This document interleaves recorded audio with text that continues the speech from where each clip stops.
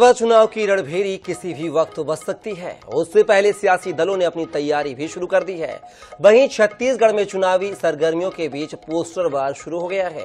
भाजपा ने कांग्रेस नेताओं के पोस्टर जारी किए हैं, जिस पर सियासी बवाल मच गया है। आखिर क्या है पोस्टरों को लेकर सियासी बवाल, देखिए इस रिपोर्ट के माध्यम से।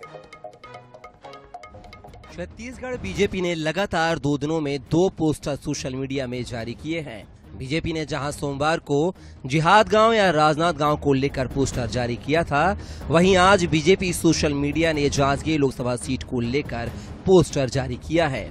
इस पोस्टर में लिखा गया है कि जांजगीर चांपा की जनता सावधान रहे, पूर्व कब्जाबाज मंत्री की नजर अब आपकी जमीन पर है। बीजेपी ने इस पोस्टर के जरिए जांजगीर से कांग्रेस प्रत्याशी शिव डहरिया को टारगेट किया है। वहीं सोमवार को जारी किए गए पोस्टर में पूर्व सीएम भूपेश बघेल को टारगेट किया गया था। इस मामले में डिप्टी सीएम विजय शर्मा ने कहा है कि पिछली बार जैसी सरकार चली है, उनके मुखिया जहां भी होंगे ऐसा ही सोचा जाएगा। तो वहीं पीसीसी चीफ दीपक वैज ने कहा है कि बीजेपी ओछी राजनीति करते हुए चुनाव जीतने के लिए किसी भी हद तक जा सकती है।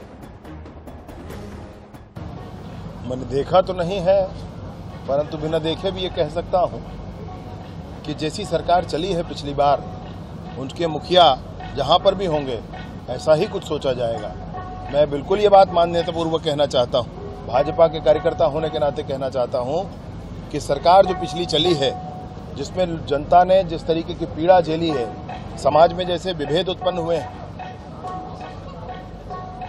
आज अगर वो राजनांद गांव से प्रत्याशी हैं तो कोशिश उनकी यही रहेगी, ऐसा लगता है। देखिए, भारतीय जनता पार्टी हार से घबरा गई है, तो इस तरह के हथकंडे और हरकतें कर रही है। भारतीय जनता पार्टी चुनाव जीतने के लिए किसी भी हद तक जा सकती है, तो इस तरह से ओछी राजनीति करना भारतीय जनता पार्टी की मानसिकता है। बीजेपी लोकसभा चुनाव में उन्हीं मुद्दों को उठा रही है जिन मुद्दों को लेकर विधानसभा चुनाव में एक बड़ी जीत दर्ज की थी। समझा जाता है कि विधानसभा चुनाव में युवा, महिला, किसान, लव जिहाद और धर्मांतरण जैसे मुद्दों से बीजेपी लोगों को प्रभावित करने में सफल रही थी। अब लोकसभा चुनाव में इससे कितना फायदा होगा, ये आने वाला वक्त ही बताएगा। रायपुर से INS 24/7 के लिए स्वप्निल गौरखेड़े की रिपोर्ट।